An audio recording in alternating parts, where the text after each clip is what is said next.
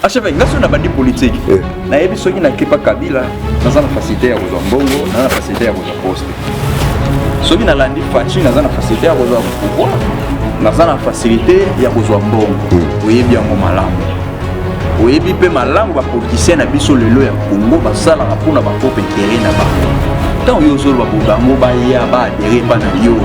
Pour opesa bango nini yokana bisa yo eloko ya liboso c'est bon pouvoir ya continuer likolo bango ba na président ya pouvoir ya continuer c'est lizela na yibisa yo d'abord na so tuna yo oyibaki mokolo tant Kabila yaki awo oyibi photo na ye bande toi tu es journaliste kendo lukana ni donc photo na ye ya liboso te tozo solo lawa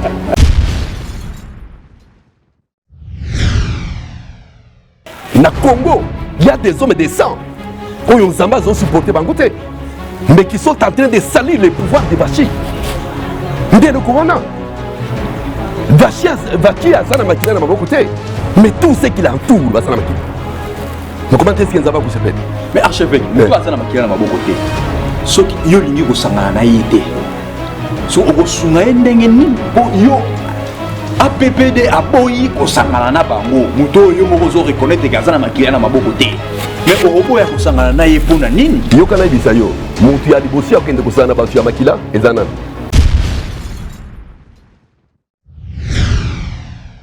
na katla côté matei natali seli kambo itali alliance soki Fachi akomaki na bukonzi lelo akomi na bukonzi sans que ça passe pas les accords il peut se décider aujourd'hui batunyo so na bakuiza na prison Nakor wana défendre ici bato wana ikumisa bango très puissant. Yoka, attendez. Sunga ina yoka sunga yo sunga ndenge ni. Et donc on des alliés té. Omoni ndenge tozo sola. Ba conseiller na ye bazo yoka. Voix na bango bazo kendra bango wana ekura mener jamais libération na kati na mboka.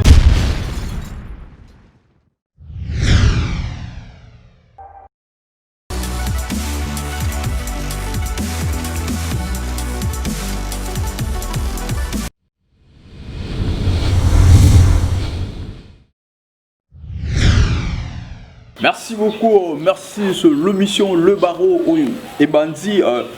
Merci Nabino partout dans le monde. Vous êtes à travers émission, à travers chaîne Abisso, Avis du peuple. Une émission Nabino Le Barreau. Bon, mais c'est déjà Kolanda Katsina chaîne Abisso, Avis du peuple. Juste demande au Seigneur Nabino que, en tout cas, beau s'abonner vraiment massivement, beau s'abonner. Apport Nabino Yangwana, tango tali vidéo, tali émission, CP l'émission, vraiment qu'on s'abonne, qu'on s'abonner et qu'on s'abisso bien makassi. Merci beaucoup, heureux de nous retrouver encore aujourd'hui à travers ce grand magazine, Le Barreau dans notre chaîne Avis du peuple. Merci à tout le monde, merci à tous les téléspectateurs, surtout à tous les internautes qui sont branchés dans ce net moment, en tout cas partout dans le monde, Bosolo Nabiso. Merci à vous, merci aussi à Dir Simbali, le caméraman, sur la montage et surtout Yemopé à la réalisation et pourquoi pas l'assistance aussi de Monsieur Paul Tsoki. Merci à toi, Monsieur Paul Tsoki. Merci à toute la grande équipe, il y a Avis du peuple, merci Nabino Nyonso partout Bozali. Merci, la confiance Bozopé Sabiso. Ningu Tozolo Balelo. Omi Congo, les Amboka Nanga, Mboka na yo, Mboka na Biso Nyonso. Nzamenda salagi ke tozala ba Congolais. Nzamenda pesaki biso mboko. Do biso moto linga monana. Soki olingi yango te kozela te étranger lingelonga. Yo mo linga na mboka. Merci beaucoup vraiment, merci toza na invité na biso au tote ko yambaye mikolo ti koleka les loto ti ko itoye ko yambaye azongeli biso mais azongeli biso na casquette mususu.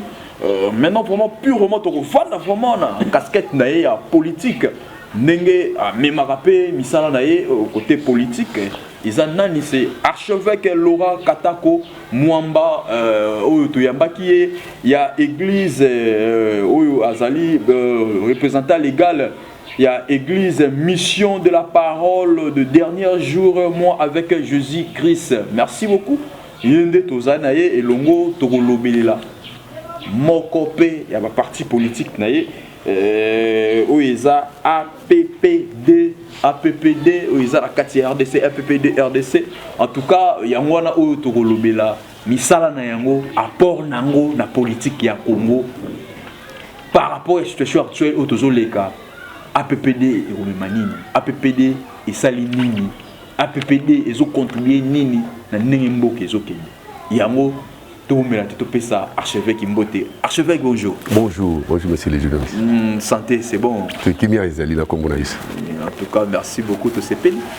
Bah oyo ba yebité, bah oyo ba kutaye na yo pour la première fois. Ils en a ba msos balanda ki o émission liboso. Mais bah osko ba kutaye no ba liboso ba ko ba archevêque bien archevêque Azana. N'apprécie d'abord aux âmes merci pour te permettre de par cette émission de s'adresser au peuple congolais. Pe to pesi merci na bande ko nyonso yo bazali branché na kati na émission le baro la vie du peuple ezali sengo makasi na kanisi ete archevêque Laurent Katako nazali musali Nzambe. Je suis marié, père de 8 enfants, donc nazali représentant légal de l'église mission de la parue dernier jour avec Jésus-Christ et Zoaki révélation par Nzambe depuis l'année 1986. Et puis Nazali, ambassadeur universitaire de la paix, chevalier des ordres nationaux. Et ensuite, Nazali, président national de l'Alliance du peuple pour le plan de Dieu à la République du Congo. Et Nazali, parti politique légalement constitué dans Naboka Nabiso. La liste des partis politiques existants dans Naboka Nabiso, autorisé à fonctionner dans Naboka pour participer à l'échéance, l'activité Alliance du peuple pour le plan de Dieu. Et Nazali, un parti politique légalement constitué. Donc, Nazali président national, je crois que nous sommes en train de travailler. Nazali Kosala Moussala par l'orientation en Zambie. Merci beaucoup. APPD, combien d'années déjà? APPD est Zali parti politique et Zambie a révélé Yango depuis 2005. Mais pour être gouvernement à légaliser Yango, donc Tobunda jusque la 2012. La 2012, des années Oyo. Gouvernement congolais a signé arrêté ministériel, il y a reconnaissance officielle, il y a APPD, le parti politique, le parti politique Nyos. Donc c'est depuis l'année 2012 que APPD Zali, nous sommes en l'année 2020, c'est déjà presque 8 ans. 8 ans déjà. Vision nini oyo APPD et Yana Yango na kati ya politique nini oyo archevêque Laurent Katako amona qui peut-être na politique. Oui, chaque été habité na idée nanga na makanisi nanga na mo touche nangai on a koki koyena ngona kati ya parti politique APPD o ekoki ko contribuer ekoki za la bénéfique na peuple congolais PNRDC na kanisi eloko d'abord ya liboso sengilete na m'adresser na peuple congolais ezalete souvent na ba activité ou bien ba structure songolo ezalete eza ba structure esala maka na initiative ya mutu. Nakanisi ete ezali pe na ba activité association ba activité salamaka na initiative et recommandation en Zambie. Alliance du peuple pour les plans de Dieu à République du Congo ezali parti politique pour la matérialisation et la vision en Zambie révélée depuis l'année 86. Parce que na 86 nkolo yeso abimeli ngai ayibisinga lobete na pona mboko oyo nde na pona ki Israël na ko susciter basi na ba miele kata na mboka oyo ba kende kata na mokili mobimba côté ya sangmalam pe ko préparer ba tuna kata na buzongi na Yesu. Et trois, de établir gouvernement dans le mboka. Gouvernement na établir et ko servir de portefeuille à l'église. Oh yezana mission évangélique, mission prophétique, évangélisation du temps de la fin. Donc un colo a permettre de la katana plan naie. Donc azana programme de corona mboka na biso, il va établir un gouvernement wane ko servir de portefeuille à l'église. Oh yezana mission ya nini évangélisation du temps de la fin pour nous préparer aux hommes. Ce que vous devez savoir, les élèves, et nous connaissons reconnaître les élèves, l'église ya solo na mikoro tozali, et ça la mission mouneni à préparer dans Zambie pour être se retrouver au Pina Katana Nicole. On est l'une des raisons primordiales pour lesquelles l'église est allée sur la terre. Alors on colonne à Katana plan à révéler un gabilo kohan.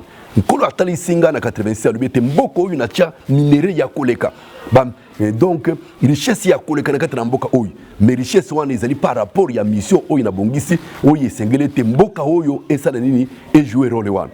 Alors c'est ainsi que Nkolo na kata na souveraineté na ye a sepelé te mboko oyo ezala mboko oyo kozala instrument d'évangélisation du temps de la fin. Alors c'est dans ce sens-là qu'Nkolo a révélé Ngai, sous l'angle politique, qui a établi règne na yili kolona mboko oyo. Na règne wana qui va servir de portefeuille à l'église pour être et permettre Zamba kutia batu na mutu ya mboka bafandi, mutu azo diriger mboka na mboko oyo. Mayibi très bien ko ya fandi singa na kiti au peut diriger Esaïe. Mon objectif pour lequel nga nazali kati na kiti ya bukonzi ya mboka oyo, ezali pour permettre ete église et jouer rôle na yango. Pour nathan oyo ezali ya suka, donc préparer côté Yesu Christo, pour préparer batu pour na Yesu. Donc c'est ainsi que na kati na parcours na Nkolo, ayibi singa na organiser ba conférence. Na ba conférence wana ile ko ya liboso na 2000 ayibi singa tena organiser ce qu'on appelle colloque national chrétien. Oyo ezali ki objectif misato. Il y a liboso ezali ku vulgariser vision. Ça veut dire koyibisa batu, koyibisa ba congolais que Nzambe azana plan likolo na mboka. Nzambe oya sola ki na Simon Kimbangu na tango ya Kalawala avec tous les autres prophètes. Donc abongisa ki tant songolo yesengela ki était akokisa ce qu'il avait prédit ndé le Coran. Alors Nkolo ayibisinga lobete n'organiser colloque national chrétien sur l'étendue ya mboka na biso mobim. Na banda Kinshasa, après Kinshasa, Mbujimai, après Mbujimai, Lubumbashi, après Mbujimai, Onani, Congo central, Nasima Congo central, Ndaibisi Alubeteno, Onyate Makolo na Mabele Oyo, Ezalaki ya Liboso Kosananga Alliance. Alors c'est ainsi que Kendra Kinshasa, Kendo soit stade pendant 3 jours. Na Yawa, Nzamba Sunga Pesinga Mbongo, na Zui stade, na sali 3 jours, Nasima, Antindinga na Chikap. Na Chikap, Nasima ko préparer conférence d'Nkolo Ayibisinga Lubite zonga na Kinshasa, Kendo kota na prière lokola Kimbangu akotaka. Il a envoyé, je prends témoin, une prophétesse du nom d'Esther Kalanga na Yebiete, qui Yebisaye azonga na Kinshasa, akota na prière ya Moulayi. Lokola Kimbangu asalaki prière. Nazana makamba ko révéler makambo ya moka. Nde nazu avion na zongi, na kena kata na prière. Na sali 4 jours na kena matanga balbino Zamba albiti sali 30 jours na ye kozong. Donc le 15 août et le 18 août 2005 na kote na prière jusque le 15 septembre 2005 na kata na prière wana nde Nzambe aya kopesa nga kombo ya alliance du peuple pour le plan de Dieu en République du Congo. Donc je voudrais na lobiri kamande wana ezali pour kota lisete alliance du peuple pour le plan de Dieu en République du Congo ezali un parti politique association te. Ça veut dire que outil que notre fanda qui pour golobet non beaucoup d'attentes bien té donc tous les décisions tout organiser tout créer parti politique non ça c'est une inspiration ya Nzambe. C'est ça la différence qui entre tous les partis politiques et Zanambo Cannabiso n'a pas rapport à PPD. Merci beaucoup archevêque. Nayoki ndego lobby c'est-à-dire que tout moni otamboli Congo mobimba. Tangi ba province belé otamboli j'espère que au moni Congo ndenge zali munene pe au moni ba passe ya Congo moni ne Congo ezogani. Lelo oyo archevêque tozala meka pour kusunga biso oyebi politique à Congo ndenge ezotambola soki oza na gauche te oza na droite tant tozoloba gauche droite po toloba opposition ya biso ya mboka na biso moyo tozoka yango lisusu te soki oza na FCC te oza ali na kashi APPD eza côté nini toyeba mbala moko po toyeba ko solola na yo mbala moko toyeba boza wapi sunga biso toyeba boza côté nini nazokende ni à gauche ni à droite outi kolobelo comme très bien que na katana boka na biso tozali par exemple gauche ou droite ça veut dire que ceux qui ozali FCCT ozawapi na kashi je voudrais dire que APPD ndenge ezali wana ezali ni na kashi ni na FCC ozapusa mbongo te yokana bisayo elo comment ko esengeli on a outi ko bisanga lubiete ozana posa mbongo te ça veut dire que batu mingi bakeria kabiloko pona posa mbongo ça signifie que zana batu oyo ba sepelete ba adhérer na idéologie ya nani ya autorité na bango babenga ka isoki yo moko yebi babenga ka isoki autorité nani wa FCC ngala tanga na kombo FCC to yebi autorité morale na bango c'est Kabila Kabange niko babenga Dieu le Père so ya une décision talongola azate Dieu le Père na cash c'est Fachi Beton oui na lina yibisa yo boy oyo qui déjà comprendre que APPD a existé ce n'est pas avec les règnes ya Vachi oyo. Les alliés partis politiques qui a existé, légalement constitué depuis 2012. Mais il y a eu les élections qu'on a organisées. Écoutez, et le question qu'on reconnaît les alliés, Nzambe Oyakili Kolonase n'a jamais adhéré à Yamutu. Parce que ce qui est alliance du peuple pour les plans de Dieu en République contre le Congo. Les problèmes que nous sommes en train de parler, les Congolais, les Congolais, ils adhérent à Biloko, à Congo Yabatu, mais ils n'adhèrent pas à l'idéologie. Aujourd'hui, par exemple, les journalistes, ceux qui sont les objectifs et les options fondamentales. Et Senghele Timoutounos, quand il a besoin d'adhérer à un parti politique, il doit d'abord lire les objectifs et les options fondamentales du parti. Mais ceux qui ont Awa, les objectifs et les options fondamentales. L'objectif principal de l'APP de RDC est la matérialisation de la vision révélée de Dieu dans tous les domaines de la vie nationale, spirituelle, politique, économique, sociale, culturelle, morale, diplomatique. Vous comprenez, ça veut dire que les objectifs pour lesquels APPD est allé créer, et les objectifs à Moutouté. Dans l'objectif, il y a une vision, il y a Nani, il y a Nzambe. Nzambe, Azana Lulenge Alingete, Mboko Yesalanini, Azana dirigé. Alors, vision Nzambe, l'orientation des gouvernances Nzambe, Ezali n'a rien à voir avec les pensées de Kabila, n'a rien à voir avec les pensées de Fachi, parce que Fachi n'a pas créé un parti politique. C'est un enfant d'un président d'un parti politique. Oui. Azali Mouana Yanani, Mouana Yatisekedi, il est en train de pérenniser l'idéologie de son père. Il n'est pas comme moi je suis président national d'un parti politique. Mais si vous comprenez. Alors c'est ainsi qu'Ndengue Zaliwa. Aujourd'hui, c'est que vous devez savoir. Nzambe a besoin de s'imposer le Congo. Dieu a besoin d'imposer sa gouvernance au Congo. C'est ainsi qu'il vit au Congo avec une nouvelle idéologie. C'est ainsi que la APPD peut être s'allier à PPRDT. À s'allier à FCCT. Non. Yo kana bisayo. Yo kana bisayo. Oui, politique archevêque. Oui, politique à Congo ndenge tambola. Oui. Lelo gouvernement ya Congo, soko lo biotala yango. Soko zana kashité, ozana FCCT, ozoa ministre ndenge nini. Ozana ba député belé ndenge nini. Si on rôle na bino musala na bino bokosala ndenge nini. Bokosala ndenge nini soki bokozana ba député te. Beaucoup de ministres étaient, beaucoup de postes à l'État étaient, beaucoup fonctionner comment? Nazo PSO d'abord, illustration moquée. IDPS, ça fait combien d'années à ça qui n'a pouvoir? IDPS, un parti politique créé par un homme. Tu sais qu'il y a un homme, Azamout. Mais il n'y a aucune personne à Zalekatana IDPS à Kouyibisete qui sait qu'il y a le bas qui est un Zamba Bissagié. C'est pas les convictions politiques. Les convictions politiques, son intelligence, ils ont créé un parti politique. Mais il n'a pas voulu adhérer à tous les autres partis, à toutes les autres composantes. Mais il est resté pendant 37 ans. Mais aujourd'hui, ils sont au pouvoir. Est-ce que vous comprenez? Ce sont les gens qui sont en train d'allier, qui sont en train de s'allier à la vision de l'IDPS. En ce moment, ici où nous sommes en train de vivre une confusion. Parce qu'il faudrait se poser la question, quelle est la vision qui est en train de diriger le Congo? Vision de Nézako diriger le Congo. Parce que c'est un gouvernement de coalition. Et ça peut m'étonner aujourd'hui, de voir aujourd'hui par exemple que hier, l'IDPS était dans l'opposition contre FCC. Et contre le PPRD. Aujourd'hui, dans leur méandre, il se forme. J'avais beaucoup regretté dans les Laki Makassi, le jour que j'ai entendu le président de la République, Hassan Kouroubete, nous formons une même famille politique avec FCC. C'est une grosse erreur. Je voudrais te poser la question. Quelle est la direction politique? Quelle est l'idéologie politique que vous allez diriger Congolais? On est en train de crier Bazar Kouroubete, peuple d'abord. Peuple d'abord. Mais est-ce que réellement c'est le peuple d'abord? Yokana Bisayo. Yokana Bisayo. Yokana Bisayo. Ça, Yokana Bisayo. Yokana Bisayo. On dit, ba Congolais, na Français, bini botanga. D'ailleurs, mon souci au Fandika Moukebo, au Seki ba Congo. Les Congolais parlent beaucoup. Vous êtes en train de parler d'un état de droit au Congo. Est-ce que le pouvoir est de droit? Je voudrais que j'aille avec toi clairement. Nous parlons que le Congo doit être... Donc, on est en train de crier partout l'état des droits, l'état des droits. Mais je voudrais poser la question. Est-ce que le pouvoir lui-même est des droits? Parce que si le pouvoir était des droits, alors il pouvait établir l'état des droits. Ça, c'est un pouvoir de concession. C'est un pouvoir de concession.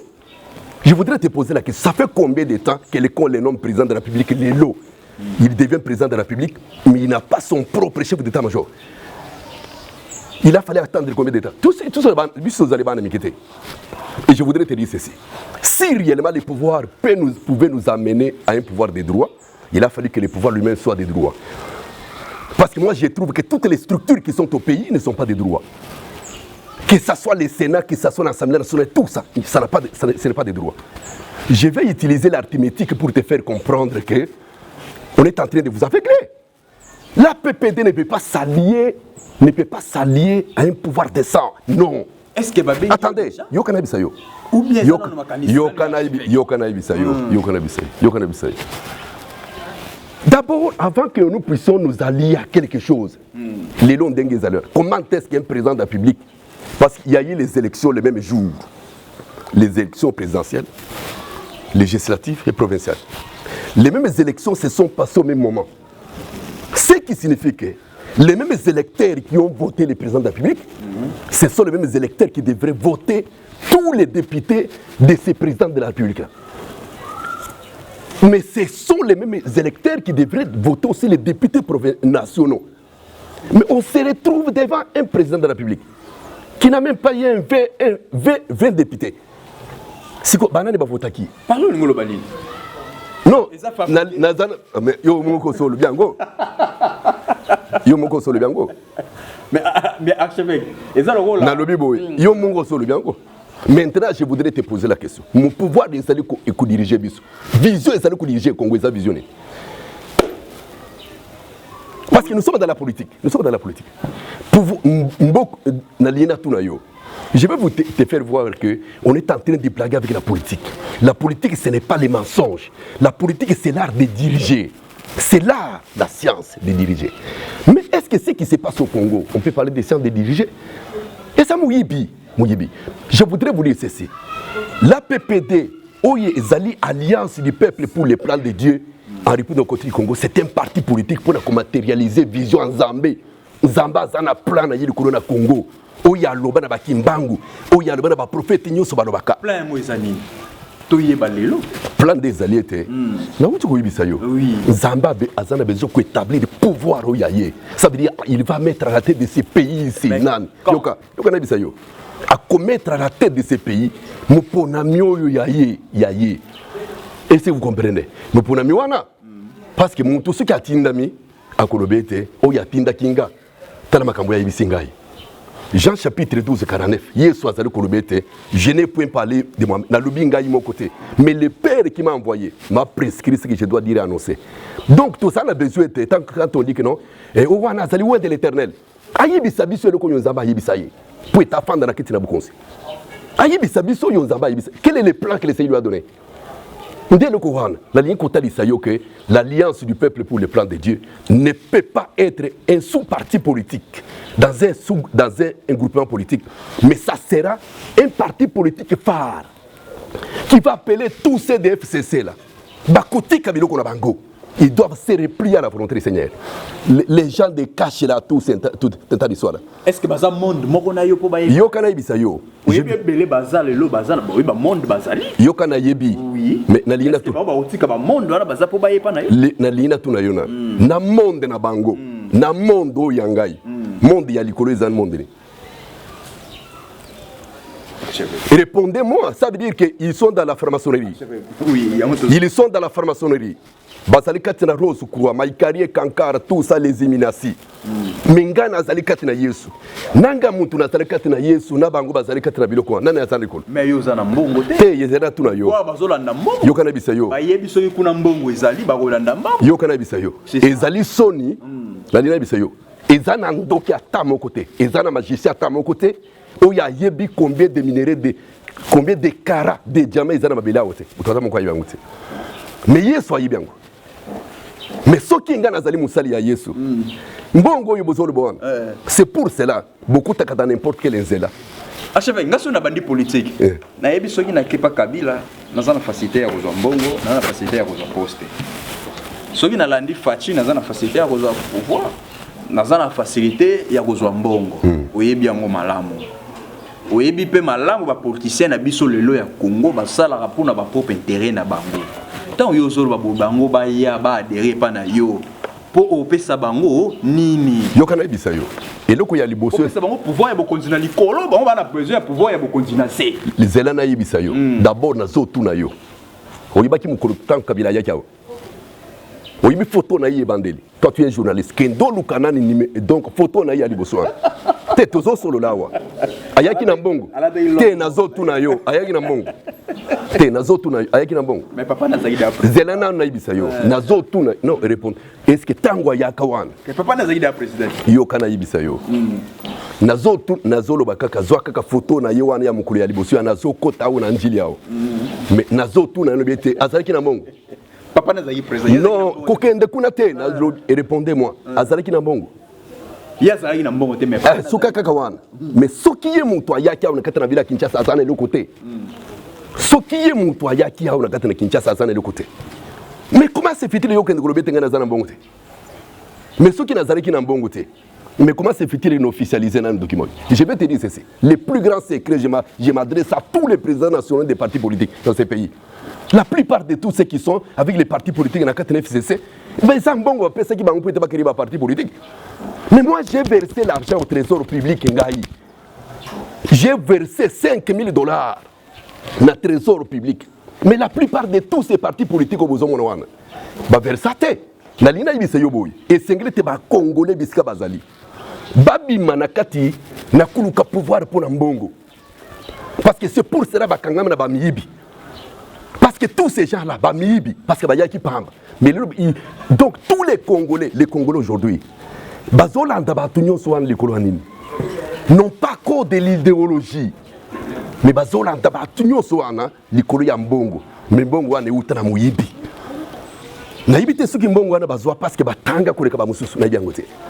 Mais ce que vous devez savoir ezaliete mbongo ya muyibi.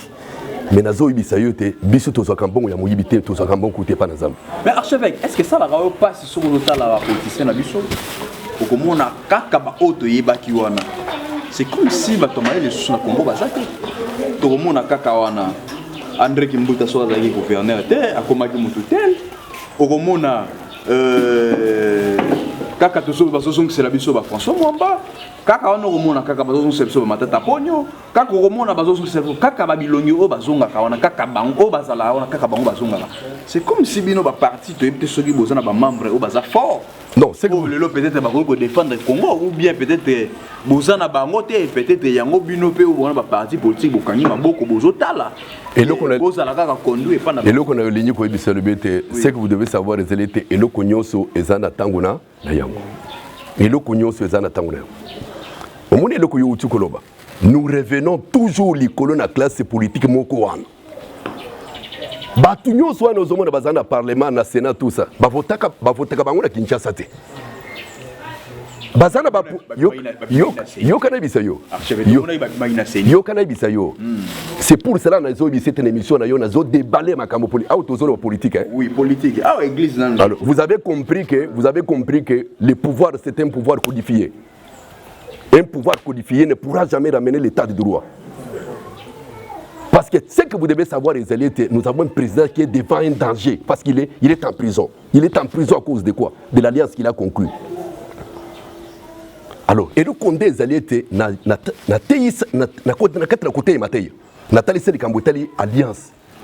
Ce qui fait à Komaki na Bukonzi Lelo, à Komi na Bukonzi sans que ça passe par les accords, il peut se décider aujourd'hui, Batunyo soit dans la prison.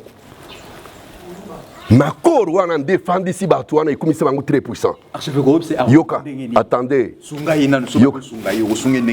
Et le Condé Zaliete, au moment où nous sommes là, conseiller na bazo yoka. Voix na bango bazo kendra bango ane et qu'on ramène jamais libération na côté namboka. Au moment et le Condé Zaliete et sengo to sala kana yango. Et Zali Yakoyo qui était un président de la République. A terminé la stade à tomber au na yikolo. Hein? Azobele nane. Mais personne n'a réponse. Azobele na Yesu. Je crois que mon colo a batunyo so balala kinase. Baninga na levé bazalaki wa. Tobina bisto zali kuna teme l'effet Yakoyo ka seulement comme les promesses n'étaient pas parce que c'est là qui était ngana zala. L'effet c'est seulement que baoyi bazalaki wana bazaba sali. Mais le condé élite ba tombo la ki kombo. Yanan kombo na Yesu. Et ceux qui battent les makana kombo wana pour être congolais les diriger na Yesu de makambo quoi qui changer. Parce que pas inazambe la loi de la majorité est à la raté. ngada banga kate la loi de la majorité ezalaka te la majorité za Yesu azali capable ko bombango mutu alala na muki aza kukufa archevêque nazo tuno mutuna okosunga ye ndenge nini tango yebi kaza bloqué makanisi nini APPD ko yiko pesa na kuti ko bango wate yokana na luzolo boyo na kuti ko na yibisaka Kabila à la télévision mukolo moko président Kabila lobiete nous sommes les fils de Kimpavita de Kimbangu na tuni na lobiete mais yo zali président de la République yo zo déclarer que tous zali bana ya Kimbangu na sensini parce que yo zali Mswahili Kimbangu azali Mkongo azali tatana yo ndengeli maloba ya azali komisana munoko na ye azali ki maloba véritable prophétique parce que nous sommes les enfants de la révélation le Congo c'est un pays de la révélation nous sommes les fruits de la révélation ensemble makambo ya lobaki wana de na tuna lobiete mbaba na liste ya parti politique na yo nyonso amboko uyu il y a un parti politique dénommé Alliance du peuple pour les plans de Dieu en République démocratique du Congo. Mais pourquoi est-ce que tu ne peux pas appeler ces gens-là pour te fendre la bango pour leur demander que Makambo Yezali Ndengeni? Et puis je vais faire une parenthèse. Je me suis étonné de voir que le président Chilombo aujourd'hui, depuis qu'il est au pouvoir, c'est comme si Azali président Selema Yakashi.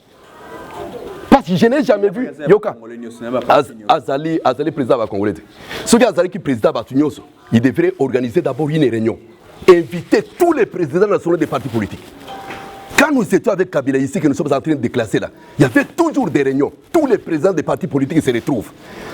Est-ce que vous comprenez? Est-ce que depuis que le président de la République est là, un Congolais à la tête, est-ce qu'il a déjà réuni tous les présidents nationaux des partis politiques? Est-ce qu'il est mal entouré?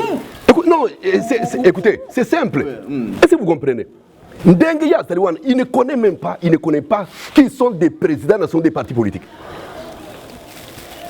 Je vais vous dire ceci. Nous sommes sur un parcours Nanzambé. Dieu va détruire toutes ces structures-là. Au moment les années, comment na okuku fate? Dena zo bonde Nanzam pour okuku fate. Nzamba kubate le yoti na tango APPD akuzana na tête ya mbuko. Vous allez voir toutes les histoires ici, il y a un FCC, ça va se détruire. D'ailleurs, ça ne fera pas beaucoup de temps ici. Qui FCC, c'est un politicien, on doit avoir pasteur dans le thé. Oui, ils ont qui pasteur. Si on a la casquette noire politique, oui, message à politicien, ça la caille à moi. Tant que biso tokoza la boyi, tant que biso boyi. En réalité, tout le monde est le côté. Fati pas la caille biso kaka makamoy. Jusqu'à présent, tout le monde est le côté. Aujourd'hui, ton message, les gens ont laka. Yokana bisayo. Yokana bisayo. APPD zo laka biso. Ton message, les gens ont laka bosa la raté. Yokana bisayo. Nakani c'était au tu kolobe te vachi azale kolaka. Eza malamu. Kimbula na mbula. Mais elo konde ezali te ba pesi na nyoyo. Ba pesi bokonzi. À la fin il y a 5 ans. Akuluke te basala nini? Ba voter il sous. Mais makambo ya zo sala siko yonde ko sala te ba voter yete. Mais na uti ko yibi c'est parce qu'il y a tous autres na politique. Ça ce n'est pas l'église, je parle de la politique en tant que président national. Oui. Et le Condé ezali te président na biso azali en otage. C'est lui-même qui a accepté cet otage là. Ezali nani les accords.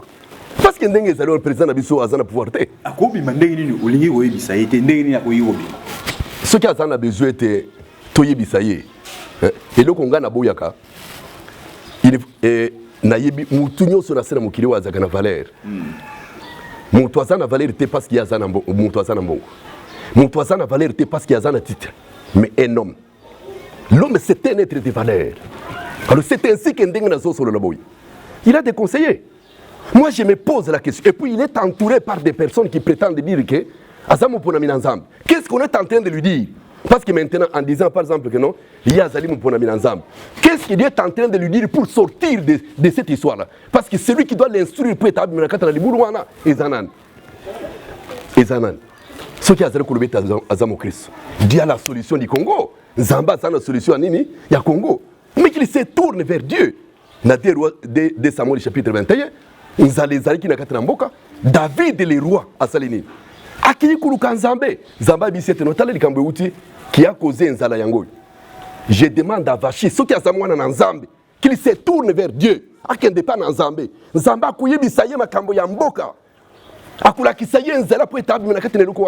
n'y a pas une autre solution. Ce ne sont pas les Américains. Les Américains, les Français, tous sont des sorciers contre les Noirs.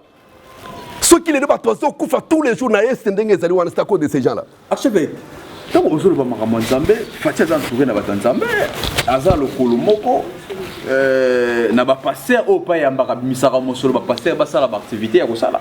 Mais tout le monde a tout qui ne fait pas, tout le monde n'a pas. Les lots au Koufa, ils ont régné ma casse. Na kati ya ba collaborateur na ye. Depuis na koyi koloba, depuis to oyo ngala rôle ba banana botama.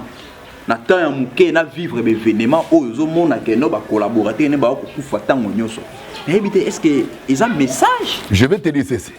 Ceux qui n'ont qui bâti, bâti ya libosi ya kokanga siko yo ata lobby. Et ça ba pasteur nyonso bazana bangoa. Bâti ya libosi ya kokanga ezeli ba pasteur wana. Pour quelle raison? Musala ba pasteur wana eza musala nini? Parce que Nzamba a révélé que c'est quoi le danger ezali. Mais ceux qui les ont basali ko sambela, basali ka ba réunion tous ça va prier, basali prophète. Mais ba prophète ba bakate, mais les gens meurent. Les premières personnes arrêtées sont ces gens-là. Et je m'adresse à tous ces pasteurs qui sont autour des Fati. Je m'adresse à eux. Kenzamba kosenga bango. Yo kana bisa? Zela. Oui. Nzamba kotuna bango. Le malheur ne peut pas arriver dans une ville. Le malheur ne peut pas arriver dans une maison sans que Nzamba aloba. Mais si quoi autour il y a président Bazo Salamoussala, Amos chapitre 3 verset 7. L'Éternel ne fait rien sans pour autant révéler ses secrets à ses serviteurs. Mais ce qui autour il y a Vachi, le prophète Bazali. Pourquoi c'est qu'on fait Zali? Ce sont les gens qui ont embrigadé ses frères. Vous comprenez? Les problèmes des années étaient, il y a des véritables prophètes. Les hommes qui ont le message réel et ensemble. Il y a des hommes qui ont le message de Dieu. Mais ce que Bazali coûte la bango, bâtir ma structure, mon kobo, il va passer par Serkas. Ok, dans la quatre ville, on a un message na yo. Puisque vous allez ban la bango, puisque vous allez ban la bango. Na kobo ta Bazali ban mike. Est-ce que vous comprenez? Donc, Nazu message n'est pas in ensemble. Pour être là que nous sommes président de la République, mais j'ai trouvé une structure quelque part qui dit non, vous ne pouvez pas passer là-bas, vous devez toujours passer par chez nous. Tout ça va dans la bango. Merci beaucoup, archevêque.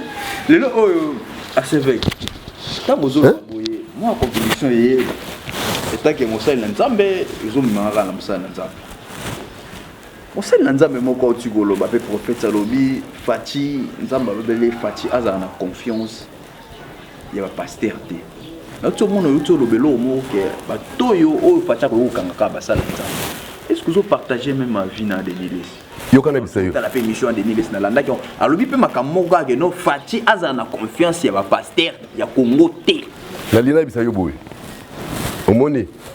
Mutu lokola nane ndeko utukoloba ngana tangi yete yondo soroba ngana tangi Denis Lesse ça la émission mais nazo bisayo boy Denis Lesse azamusali ensemble avant que yaza le prophète akutaki ba prophète mais ya kuti ko yibisa jamais que Vacha le bete azala confiance à basana ensemble te kasamiti na katiti dena yibisio lokola ya lobi ete président yoka na bisayo na lobi boye lokola ya lobi ete président na confiance na basana ensemble te ya Congo te Moutou ya liboso nazo senga était président de la confiance na yete ezaye. Ça c'est. Et deux, je me pose la question, Mateya wana azwa yango wapi? Écoutez, dès Chroniques chapitre 20, Dieu ne se contredit pas frère. Dieu ne se contredit pas.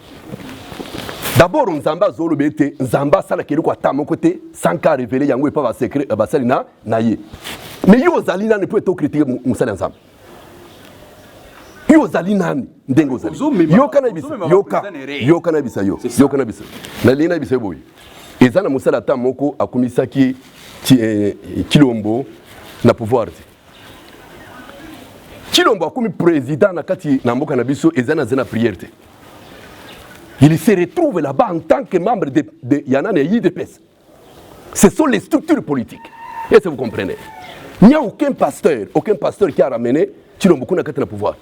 Et puis il se retrouve dans un pouvoir de concession, de coalition.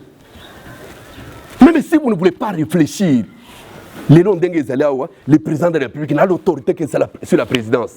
Et en dehors de ça, Sénat, Yabango, Assemblée nationale, Yabango, gouvernement ya bango mais pour nani tina lelo par exemple ndenge banani bazobi mate les mandataires archevêque yo kisana na bisa yo parce que makambo tozolo baiza makambo ngana zali ko ramener yo wapi olobie le komoko parce que ce que vous devez savoir c'est ceci s'il y a un serviteur de Dieu qui s'élève pour prétendre dire que Zamba lobiete baza na confiance na basa na Nzambete ça fait peur.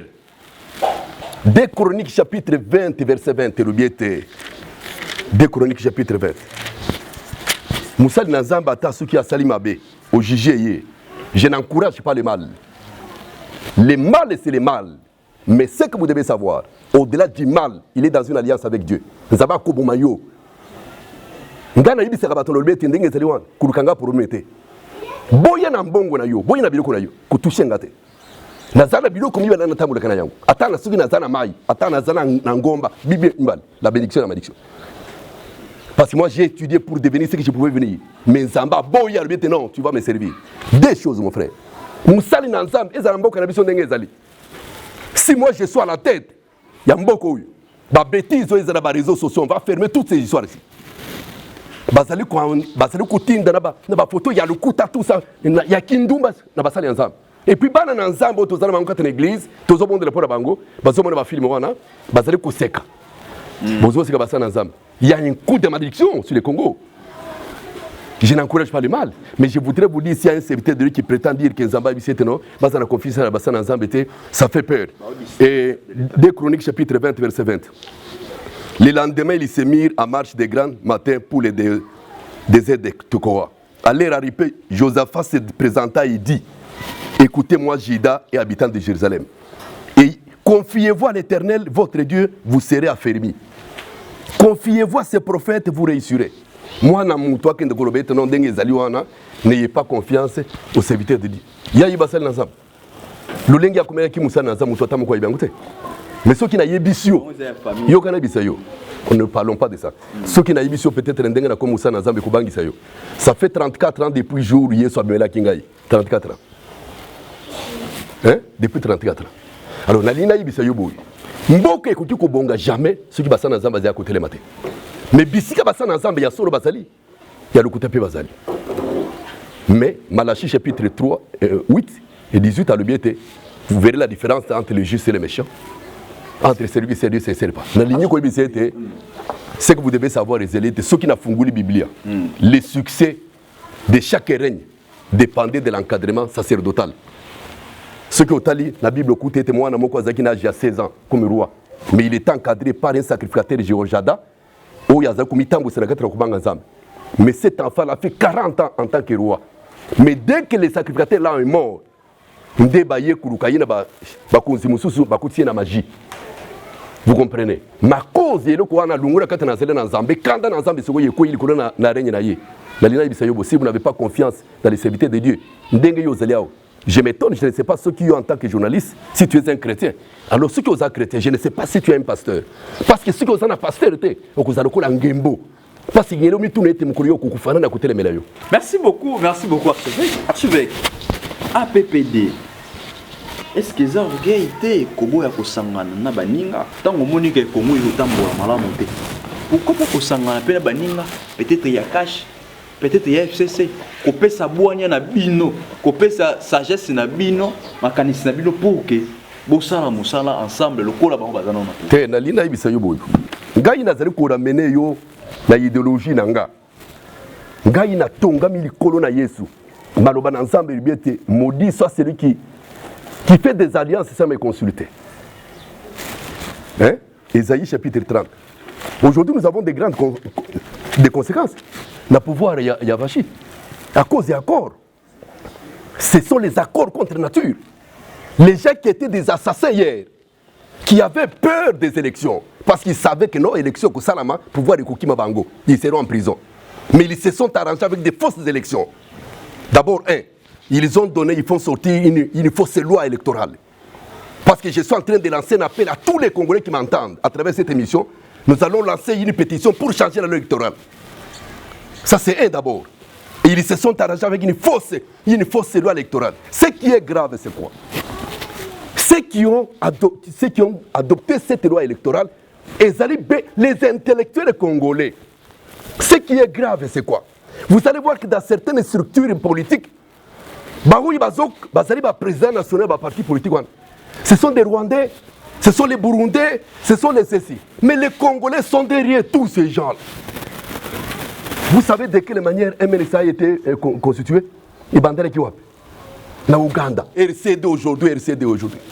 Et Bandera Kiwap. Na Rwanda. RCD, Zana Mississawa. Mais les Rwandais. Mais qui sont dans les gouvernements. Et chose grave. Dans le gouvernement du Congo, les ministres de la décentralisation. Hein? Mais ce sont ces gens qui ont possédé le Congo. Il y a les gens qui meurent tous les jours. Mais aujourd'hui, il y a tous les Congolais là, de toutes les provinces qui sont membres de RCD. Je demande à tous ces Congolais de sortir de tous ces partis politiques. Il y a un parti politique que Dieu leur donne. L'Alliance du peuple pour le plan de Dieu. Babi manaba quatre parti politique nous c'est Rwandais, Rwandais, Bougandais, tout ce monde là. Parce que tous ces gens là ils ont établi des structures. Et ils peuvent être depuis mboka na biso basalanini. Peut être ba réussir mboka na bango. C'est même dans l'armée. Conséquence c'est quoi salani? Yanine. Na nyoso wana tango ba Ougandais, ba Rwandais, ba ba tête ba ya ba parti na tout nyoso wana ba conséquence. Mais c'est ça la souffrance que nous avons. Nous travaillons pour leur compte à eux. Prends un peu l'exemple. Je vais te donner un exemple, frère. Ça fait honte. À l'office de là, il y a quelqu'un qui est mort maintenant. C'est celui qui venait de mourir maintenant. Deo Gracia. C'est Deo Gracia. Ruguiz. Matanga na yeba sali ngwap. Namboka na bango. Wap. Mais répondez, toi tu es. Mboka na bango. Là c'est archevêque. Lelo oyo to mituna, tozotuna. Tozotala lelo oyo Kongo ndenge ezokende. Pasi paiement ndenge tozokende na Congo. Aujourd'hui tu as un état de droit où lelo bato mosusu bazobeta tolo, balobi justice ezo changer. Évolution continue na justice. Depuis Congo ezala Congo, tout le monde a boye dire câble. Oyo pe bakangi asamba likambo ya détournement ya mbongo. Nyonso wana ozomona gratuité et enseignement. Les efforts au pélo, bataille des pèses, bazobeta tolo te. Tant aux zolo baké, fatia za bloqué. Au côté comme on a des moi effort pe o asali. Na komisi za bende ko chukoloba. Na uchu ko ibisa yoboyi. Président azali président azobunda. Mais loko yeko permettre yete pour état comme na bisiko ilingia sala. Asala et Zakorwa. Vous comprenez? Les promesses de la gratuité de l'enseignement. Ils allaient Kamboya Kala, mais Baza Kouliam Bongo. Yokana Bisayo. Tozo Loba. Tozo Talisane pour écouter les CT, Zamou Yibi. Mais Nalina Bisayo Boy. Quand nous sommes en train de parler, par exemple, pour les Congolais, les problèmes, les Congolais se retrouvent dans un système diabolique. Parce que même quand nous sommes en train de parler à l'étranger, les étrangers ne sont pas plus nombreux que les natifs. Est-ce que vous comprenez? Ceux qui toquent, par exemple, le FCC, vous allez trouver beaucoup de Congolais plus que les étrangers. Mais les problèmes des alliés, les Congolais travaillent pour les étrangers. Ils sont les experts pour maintenir les étrangers au pouvoir. C'est misérable. C'est pour cela que vous avez compris que l'Alliance du peuple pour les plans de Dieu en retour du Congo ne peut pas faire partie de ce parti politique. Tu viens de voir ce qui vient de se passer maintenant. Hein? C'est aujourd'hui, c'est l'IDPS qui est à la tête. Oui. Mais comment est-ce qu'on peut décrépir Renane Kaboun? Sa majorité, nous revenons maintenant pour comprendre que le pouvoir n'est pas de droit. Alexis, tu y aller. Mais si tu as te répondre, est-ce que maintenant tu comprends que le pouvoir n'est pas un pouvoir de droit? Parce que si c'était un pouvoir de droit, le président de la République ne pouvait se retrouver dans un pouvoir de coalition. Il devrait avoir une majorité parlementaire. Mais s'il y avait la majorité parlementaire, de tous ces gens-là, achevé. Est-ce que vous comprenez? Mais c'est comment est-ce que l'Indien était appelé dans les 4 millions? Au salon, peut-être qu'il y a un salon. Ceux qui ont une vision, ils ont un membre, ils ont un membre, ils ont tellement éclairé par Nzamba, ils ont Bon, on va venir pour ça au salaire. Baso sala. Vous connaissez que sala quand vous avez un gouvernement. Combien de personnes qui sont là? Un peu comme moi qui l'autre. Té, nazo ibisayoboy. Ils ont battu bazali ku vivre plus que vous la ministre. Il m'a pas député. Et Mongé Koya. Merci beaucoup archevêque. N'a évité. Or, les lots Oyoyo, IDPS, pardon, cash na FCC. Ceux qui cachent les lois une décision au Cabo. La conséquence c'est ça là. Tant que le bique ba corps on est amabé. Les lots au bon ba courage ba lui ba Cabo na FCC. Conséquence c'est ça là. Conséquence c'est ça mingi. Parce que ce que vous devez savoir les élites, qu'est-ce qui va se passer? Et ce que vous devez savoir les élites à ce moment-là, FCC vous allez là comme opposition. Parce que les autres se retrouvent comme si ils se retrouvent comme étant au pouvoir. Hein? Mais, quand l'opposition on a une majorité parlementaire, quand vous allez toujours la majorité dans le gouvernement, parce que vous avez un député. Mais c'est ça le problème. Ça veut dire que ce que vous devez savoir, les élites, président Fachi, mandat Oyo, a s'écarter dans l'anité. A s'écarter dans kati na koro anate. Donc c'est que ça rien de bon amour. Abon de la Nzambe, na uti ko bisa yoboy. Parce que Nzambe azali capable de kulakisa yo nzela. Tozolo ba Nzambe ya blague ya mon côté. La psaume 32 verset 8 Nzamba le bete je t'instruirai. Je te montrerai la voie que tu dois suivre. Je te conseillerai et je le regarde sur toi. David a bondeli Nzambe likolo nzale zali ki na mboka na ye. Mutu azaki na mafuta na Nzambe. Nzale bandi 3 ans. Maloba na Nzambe libi David akeli kuluka Nzambe. Nzambe alobi ete cause ya nzale oyo ezouta wapi? Na koro oyo nani alliance oyo nani Josué asalaki na Gabaonite. Mais si quand Saoul s'est retrouvé roi, a décidé pour être bon Gabaonite. Ma cause de cela, si quand il y a tout les Zamba le bête Zambé, si quand il y a sala, ni Zamba le bête, abengi batuana bayu, pesebi sobana ya mutuana 7. Baké kuzwa bana ya nani ya Saoul 7 personnes. Babomi bango na miso abatu. Kanda na Zambé lungu, Nzale lungu. Zambé a libéré prospérité. Comme Nzamba permettait de pendre batu. Hein? Pour être candidat na Yelungwa. Na Congo, il y a des hommes et des sangs qui ont supporté Bangote, mais qui sont en train de salir le pouvoir de Vachi. Ndelo Kouana. Vachi a Zana Makila na Mabokote, mais tout ce qui l'entoure va Zana Makila. Donc comment est-ce que Nzamba s'appelle? Mais archevêque, mutu a Zana Makila na Mabokote. Ce qui yo lingi ko sangana na yete. So oko sunga ndenge ni po yo APPD aboyi ko sangana na bango muto yo moko zo reconnaître kazana makila na maboko te mais orobo ya ko sangana na ye pona nini yo kana ibisa yo mutu ya libosi akende ko sangana batu ya makila ezanan ba mutu ya liboso soki ye moko ko ko zala par exemple ke ndenge ezali awa azui pouvoir bou alobete biso tozana makila te to telemi awa ba we ba sana besoin te ba ya to sana bango bazana makila te baya tokoki kukende mais ye moko mutu ya liboso na le pouvoir et salamité basi basangani finalement siko ibiso kende kolanda la ligne ko ibisa yoboyi chaque chose a son temps mutu nyonso atambulaka na vision ayebaka ngonga ayebaka temps bali akelo kaka pasi au moni yangote. Le problème c'est l'impatience qui est dans le cœur de ceux qui prétendent marcher avec Dieu. Mengana Zoïbi c'était celui-là qui a donné la vision. La ligne a fait ce témoignage mot. Zamba Ibisinga le biete n'a pas sur parti politique. Mais Kosenga Mbongo et pas une moutouata mon côté. Ngaï mon collègue peut mbongo.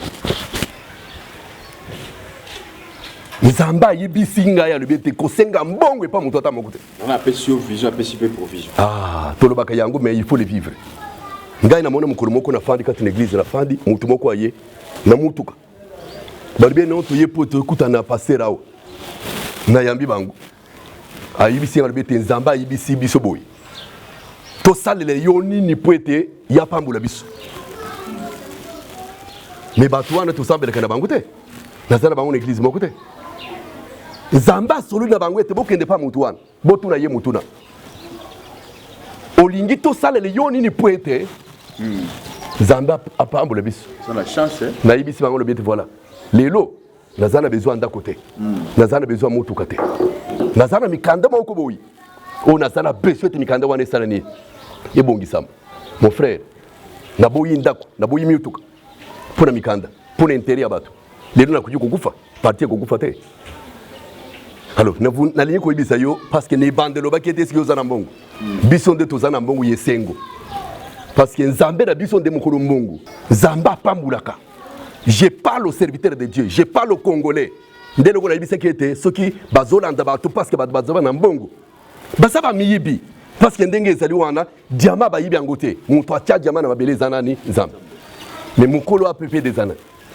Totangi na yo objectif, la matérialisation de la vision de Dieu est révélée dans tous les domaines de la vie nationale. Le premier domaine, c'est le domaine spirituel. Ce qui les lois PP des années de pouvoir. Le premier domaine qui doit être assaini, c'est le domaine spirituel. Na Congo, Toyibite, apôtre Azanani véritable, apôtre Yalukutanani, prophète véritable Nani, prophète Yalukutezanani, tout le monde qui m'brille dans Bogoyo. Mais si nous sommes à la tête, la première des choses, c'est assainir les milieux spirituels. Merci beaucoup, archevêque. Merci. Peut-être que vraiment tu vas dire Malasuka. Na nyoso archevêque à lobby a. C'est que tout le monde a sepeli na makambo yo lobby. Habité na landi papa lobby makambo malamu. Na zuli kanisi ya ko adhérer na kati ya parti APPD. Conditions ezali. Conditions ezali difficulté. La première des choses, ezali décision à motema mutu. Il y a quoi adhérer na vision Nzambe. Je crois que ezala basali na Nzambe nyoso bazali koyoka ngai. S'il peut y avoir un serviteur qui s'appelle le serviteur de Dieu, apôtre, prophète, évangéliste, pasteur, docteur, évêque, archevêque, diacre, ce qui est kozala musali na Nzambe na Congo awo. Ayoti kombo ya parti oyo. Mais il reste indifférent. Mais demeurera dans tous les autres partis politiques des hommes et des saints. Couleur ya Nzambe kozala. Parce que partout où il y a Nzambe na Congo. Messieurs les journalistes, partout où il y a Nzambe. Je lance un appel à tous ceux qui sont dans la diaspora. Parce que Nzambe dit qu'il y a 2011 que la diaspora va se faire. Bino ba tu nyoso bozakata na diaspora. Bozala ba révélation kuna na poto. Que Nzambe a un plan. Nzambe tonga kalikolo na mauvais ancien fondamenté. Donc ce que vous devez savoir, Ésaïe 55, mes pensées ne sont pas vos pensées, mes voix ne sont pas vos voix. Oh, Ésaïe, révélation ensemble. Ça fait déjà 34 ans que je suis en train de parler de la vision prophétique. Nalobelaka Mobutu, j'ai dit à Mobutu, à travers le message de Dieu, chaîne Yali Bosso Naloba, Ezalaki TKM. J'ai dit au président Mobutu, si tu ne veux pas te convertir à Christ, tu vas mourir dans un pays éloigné. Mais tu sais qu'il y a des brigueros qui mandat. Ça, c'est Dieu qui m'avait dit. Vous comprenez? Mais ça s'est fait. Alors je voudrais vous dire que ndenge ezali wana tozali kobenga bana na Nzambe. Bao bazana besoin quoi adhérer ezali été. Ceux qui ont dit il y a la fille d'adhésion, c'est peut-être avec 500 francs. Tu adhères et puis on va te donner la carte des membres. Est-ce que Zara impose à la chrétien? Non, pour toute personne qui a besoin de voir la volonté de Dieu sur le pays. Est-ce que vous comprenez? Oui. Donc, ce que vous devez savoir les amis, au moment où vous allez au là, quand vous priez, dites que ton règne vienne. Merci. Que ta volonté soit faite sur la terre comme au ciel. Merci. Donc, et là, quand ils allaient pour la manifestation à volonté, il y en a ni, il y a Zam. Bao bazana besoin de s'adhérer, ils peuvent visiter notre bureau qui doit les recevoir sur l'avenue Dianguin numéro 26, donc dans les quartiers de Mondovision. Donc, quand vous venez là-bas, on va vous recevoir. Les numéros de téléphone que vous pouvez prendre, oui, c'est... Le numéro de téléphone, ils allaient plus 243, 81 604 67 86. Donc, vous avez préfixe à Congo, plus 243 81 60 46 786. Il y a un numéro Oyo Okota na contact.